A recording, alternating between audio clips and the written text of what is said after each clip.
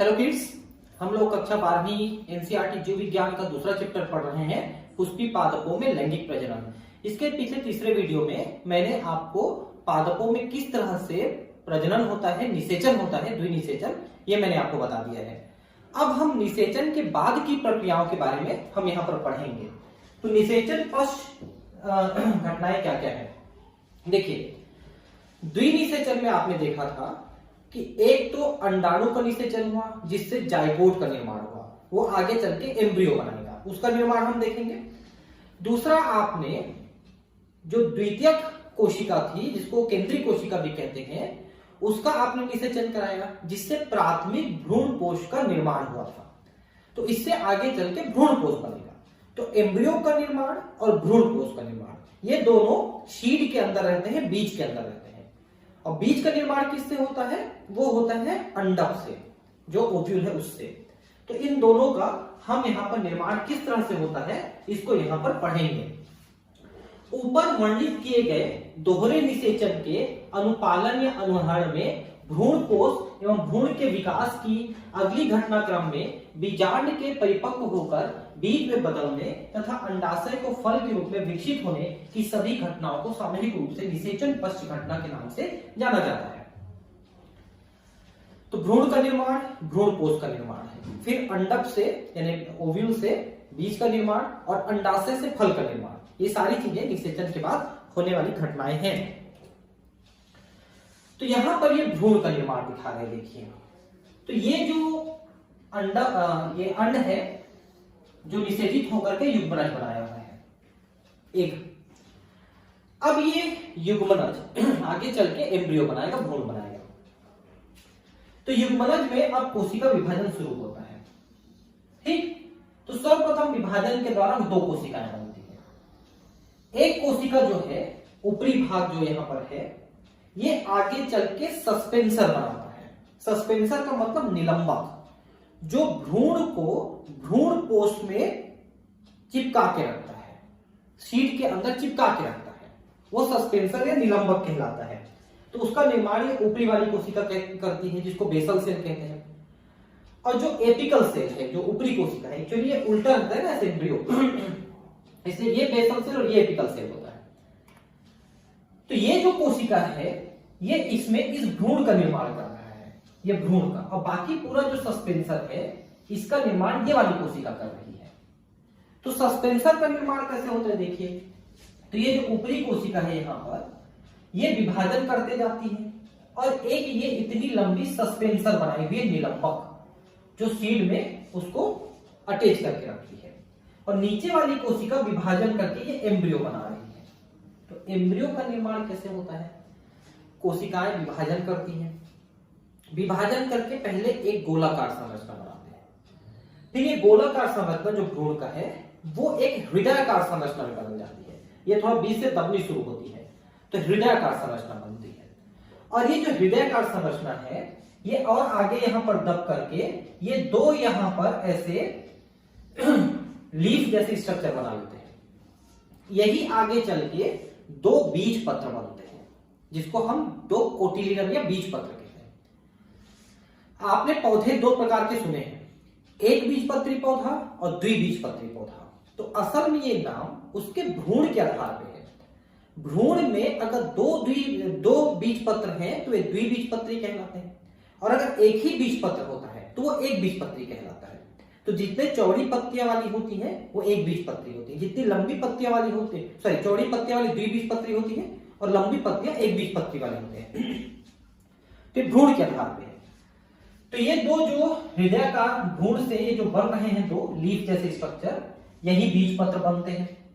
अब इस बीज पत्र के बीच में जहां दोनों बीज पत्र निकले हैं, इसके बीच वाले भाग में यहां पर यह लिखा है प्रांकुल।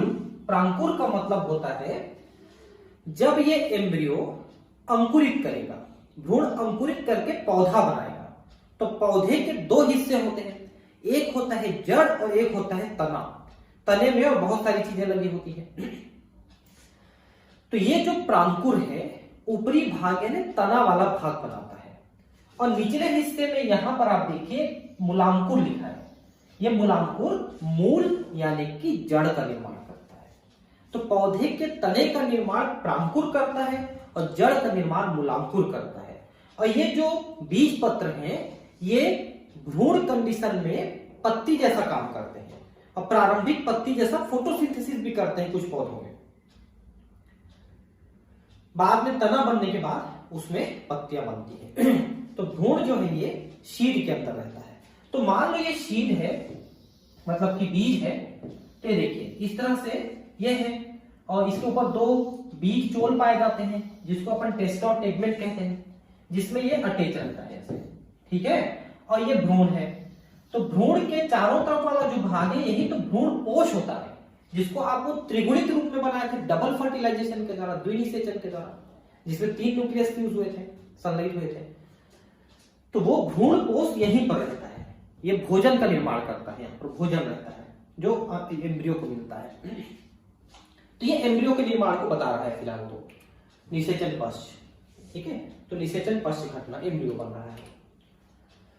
उसके बाद भ्रूण कोश का निर्माण, एम्ब्रियो के निर्माण को आगे पढ़ने के लिए देगा। भ्रूण कोश का निर्माण कैसे होता है देखिए, इसको पहले आप समझ लीजिए। जैसे आपने ये देखिए एम्ब्रियो शेल यानी भ्रूण कोश में आपने एक केंद्रीय जो कोशिका थी इसके निषेचन में 3 केंद्रकों का आपने संलयन कराया था, जिसको आप त्रिक संलयन कह रहे थे। और इसके संलयन से यहां पर एक त्रिगुणित कोशिका का निर्माण हुआ। यही त्रिगुणित कोशिका या केंद्रक आगे चल के भ्रूण कोश का निर्माण करता है। अब भ्रूण का पोषण करने वाला कैसे करता है देखिए। तो सर्वप्रथम ये जो केंद्रक है ये विभाजन करके 2 केंद्रक बनाती है। अभी सारे विभाजन समसूत्री होंगे। समसूत्री विभाजन में कोशिका या केंद्रक जिस अवस्था में रहता है विभाजन के बाद भी उसी अवस्था के उसी गुणन के केंद्रक और कोशिका बनते हैं। जैसे यहां पर एक त्रिगुणित केंद्रक थी तो जितने बार भी समसूत्री विभाजन होगा तो त्रिगुणित केंद्रक ही बनेंगे। तो अब यहां पर भ्रूण कोश का निर्माण 2 तरह से होता है। पहला तरीका कहलाता है वो है न्यूक्लियर या केंद्रकीय, केंद्रक वाला केंद्रकीय भ्रूण कोश। इसमें क्या होता है कि इस केंद्रक का पहले बार बार विभाजन होता है, समसूत्री विभाजन, बहुत सारे केंद्रक बन होते हैं, मतलब इसको फ्री न्यूक्लियर डिवीजन कहते हैं, मुक्त केंद्र की विभाजन।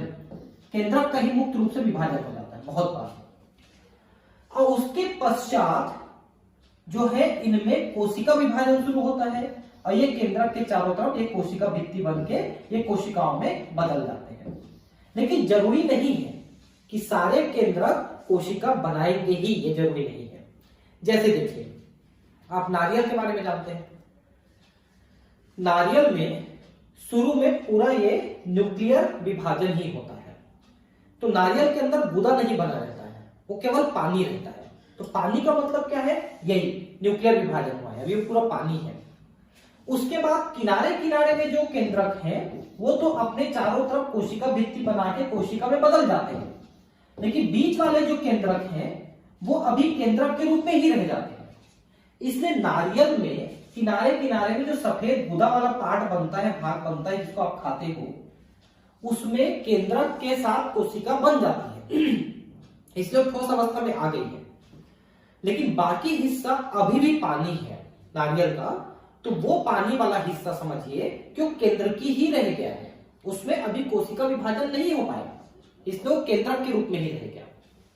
तो सर्वप्रथम केंद्रक का विभाजन होता है, फिर पूरे का या सब के केंद्रकों का कोशिका विभाजन भी हो जाता है, तो कोशिकाएं अलग हो जाती हैं, या तो सारे का या कुछ का। दूसरा होता है वह है सेलुलर प्रकार का, यानी कोशिकीय प्रकार का। कोशिकीय प्रकार में क्या होता है कि जैसे कि पहले एक केंद्रक थी और एक कोशिका थी, ये एक कोशिका थी ना, एक केंद्रक बनी, अब एक केंद्रक विभाजन करके 2 केंद्रक बना लेती है, फिर इसमें कोशिका का विभाजन हो जाता है, फिर ये विभाजन करते तो फिर कोशिका का विभाजन हो जाता है, ऐसा फिर विभाजन तो फिर विभाजन। मतलब कि जितने बार केंद्रक का विभाजन होते जाएगा उतने बार कोशिका का भी विभाजन होते जाएगा साथ साथ। तो इसे हम केंद्रकीय कोशिकीय प्रकार का कहते हैं। ये केंद्रकीय प्रकार का था जिसमें केंद्रक पहले विभाजन हो गया फिर बाद में कोशिका का विभाजन हुआ, लेकिन उसमें केंद्रक के विभाजन के साथ साथ कोशिका का विभाजन होते रहता है। और तीसरा है मिश्रित प्रकार का, जिसको हेलोबियल कहते हैं, हेलोबियल प्रकार का। हेलोबियल प्रकार का क्या होता है, इसको आप जरा ध्यान समझिए कि इसमें पहले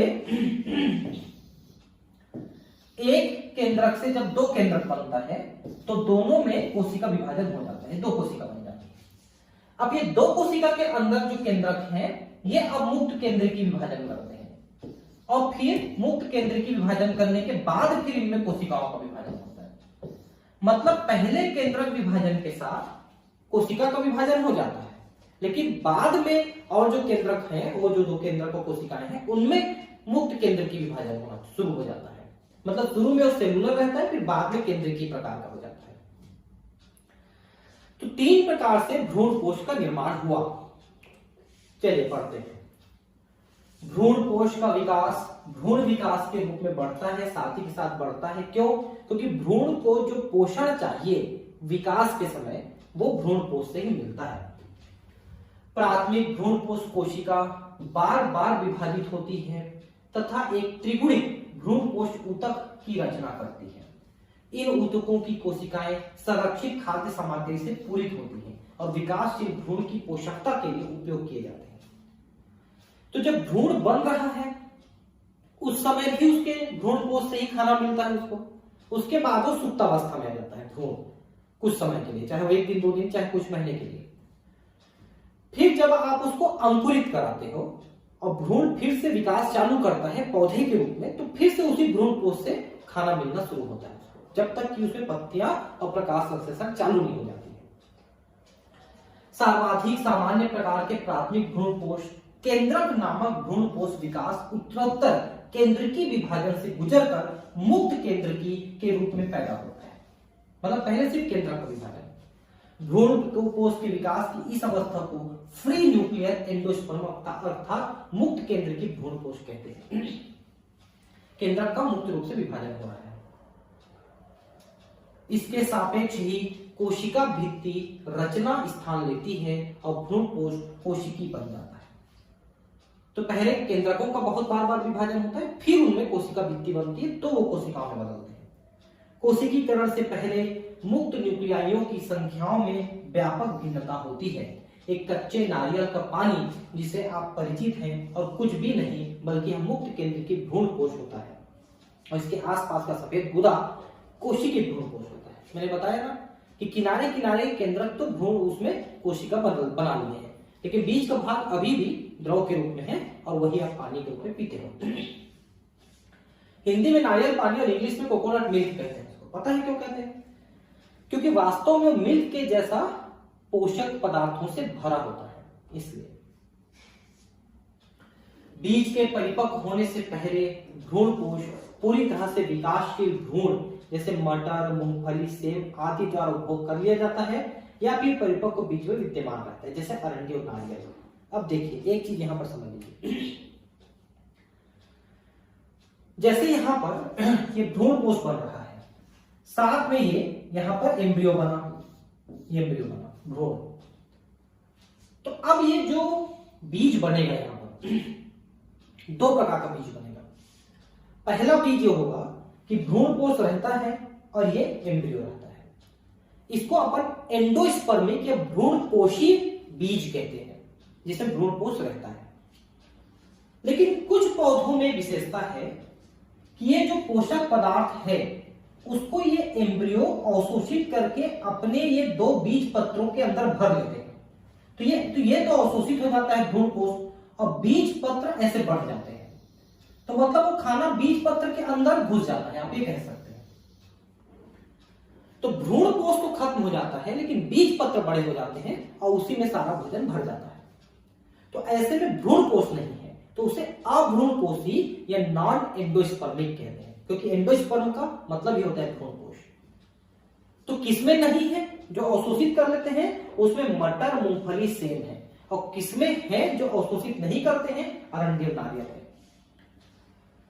लेकिन दोनों में चाहे वो भ्रूण कोश अवशोषित हो गया, सारा खाना कोटिलिडन के अंदर बीज पत्र के अंदर भर गया या नहीं भरा, इनके जैसा दोनों में कोई दिक्कत नहीं है।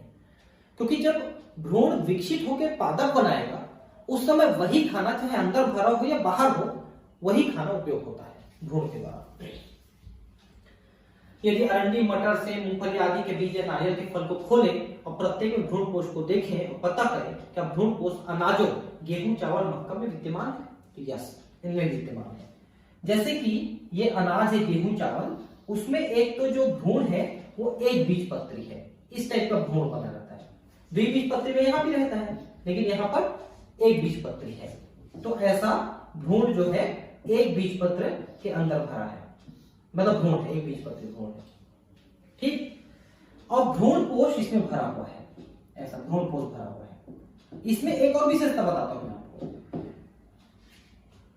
किनारे किनारे में ना, ये जो गेहूं वगैरह है, किनारे वाले भाग में जो भ्रूण कोष है उसमें प्रोटीन भी होता है और इसको एल्यूरॉन कहते हैं, एल्यूरॉन, इसका एल्यूरॉन,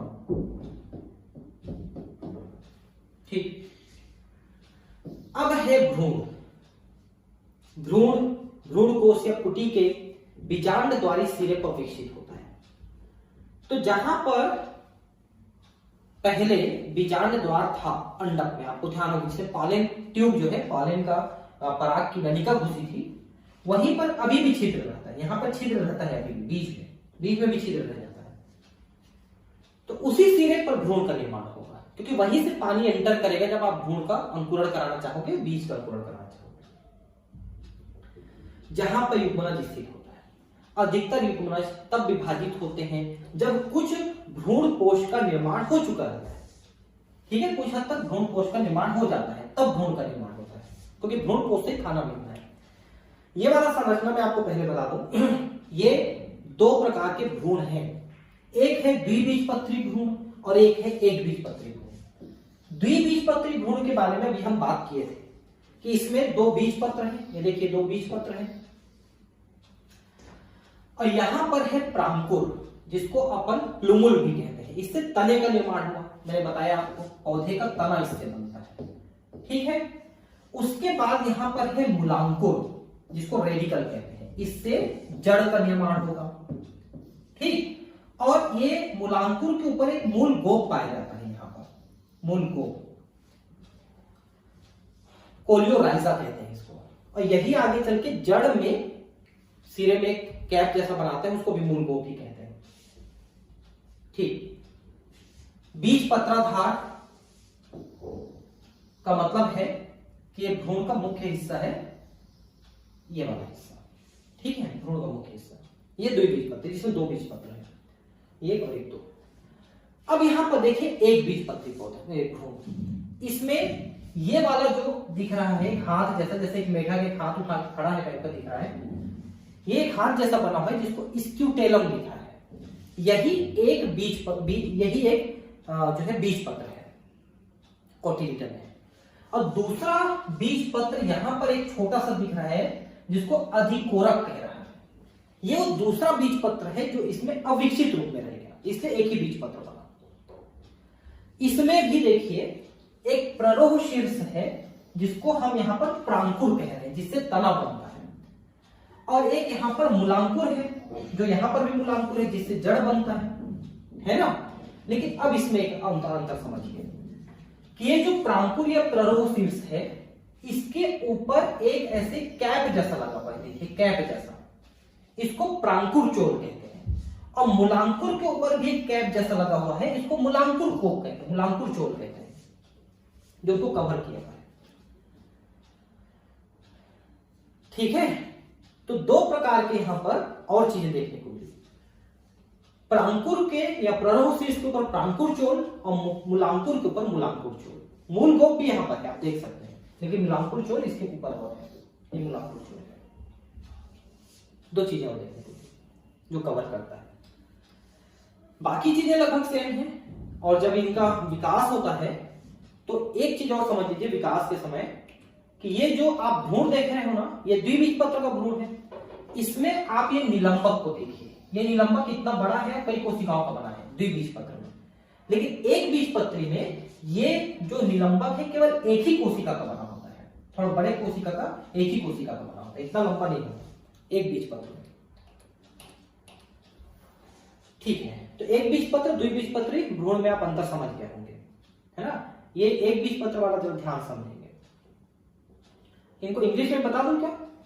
ये जो प्ररोहशीर्ष है इसको अपन यहां पर प्रांकुर कह रहे हैं, ठीक है, प्लूमन। और इसके ऊपर जो प्रांकुर चोल है इसको अपन कहते हैं कोलियोक्टाइल, और मूलांकुर चोल को अपन कहते हैं कोलियोराइजा। कोलियोराइजा इसका नाम है, ठीक है, कोई बात नहीं। यह एक प्रकार का अनुकूलन है ताकि विकासशील भ्रूण को सुनिश्चित पोषण प्राप्त हो सके। तो मैंने यहां पर यह बता रहा था आपको कि भ्रूण का विकास कब शुरू होता है, जब थोड़ा सा भ्रूण कोष बन चुका रहता है। क्योंकि भ्रूण कोष थोड़ा सा बन चुका रहेगा तो उससे भ्रूण को पोषण प्राप्त होगा, तब वो विकसित होना शुरू होगा। यद्यपि बीज में व्यापक भिन्नता होती है, भ्रूण विकास या भ्रूणोद्भव की प्रारंभिक अवस्था एक बीजपत्री और द्विबीजपत्री दोनों में समान होती है, ठीक है। ये हम अभी समझे हैं। युग्मनज प्राग भ्रूण के रूप में वृद्धि करता है और इसके सापेक्ष ही गोलाकार हृदयकार परिपक्व भ्रूण में वृद्धि करता है। तो विभिन्न अवस्थाएं अपन पिछले फिगर में देख चुके हैं कि कैसे विकसित होता है। तो उसके बाद एक प्रारूपिक द्विबीजपत्री भ्रूण और एक बीजपत्री भ्रूण को हम अभी चित्र में देखे हैं। इस चित्र में एक द्विबीजपत्र और एक बीजपत्र 2.14 के अवयव में देखें। तो द्विबीजपत्री भ्रूण में एक भ्रूणी अक्ष धुरी तथा 2 बीजपत्र समाहित होते हैं। तो इसको पूरा जो है एक अक्ष मानते हैं, इसको यहां तक को पूरा एक अक्ष मानते हैं, भ्रूण अक्ष इसको कहते हैं। बीजपत्र के स्तर से ऊपर भ्रूणी अक्ष की प्रोटीन एपिकोटाइल बीजपत्रोपरिक होती है, जो प्रांकुर या स्तंभ सिरे पर प्रायः समाप्त होती है, ठीक है। एपिकोटाइल और हाइपोकोटाइल ये दो चीजें और होती है, समझ लीजिए आप, इनको मैं बता देता हूं। देखिए ये जो प्रांकुर है ना, इसके निचले वाले भाग में यहां पर एपिकोटाइल होता है और मूलांकुर के पहले यहां पर हाइपोकोटाइल होता है। एपिकोटाइल और हाइपोकोटाइल दो चीजें और होती है। तो बीजपत्र के स्तर से ऊपर भ्रूणी अक्ष की प्रोटीन एपिकोटाइल बीजपत्रोपरिक होता है, जो प्रांकुर या स्तंभ सिरे पर प्रायः समाप्त होती है, ठीक है। वहीं पर एपिकोटाइल, उसके ऊपर प्रांकुर। बीजपत्राधार में बीजपत्रों के स्तर से नीचे बेलनाकार प्रोटीन जो कि मूलांत शिरा या मूलज के शीर्षांश पर समाप्त होती है, उसको हमने हाइपोकोटाइल कहा। यहां मूल शीर्ष एक ढक्कन द्वारा आवृत होती है जिसे मूलकोप कहते हैं, वो भी मैंने आपको बताया मूलकोप क्या होता है। अब एक बीजपत्री भ्रूण में केवल एक बीजपत्र होता है। घास परिवार यानी मोनोकॉट परिवार में बीजपत्र को स्क्यूटेलम या प्रशल्क कहते हैं, जो एक ऐसा हाथ के ऊपर उठाया हुआ दिख रहा है वही बीजपत्र है, जो भ्रूणी अक्ष के एक तरफ स्थित होता है। भ्रूणी अक्ष तो बीज को ही बोलेंगे ना, भ्रूणी अक्ष के साइड में रहता है, क्योंकि भ्रूणी अक्ष ये है तो इसके साइड में है, लेटरल साइड में है।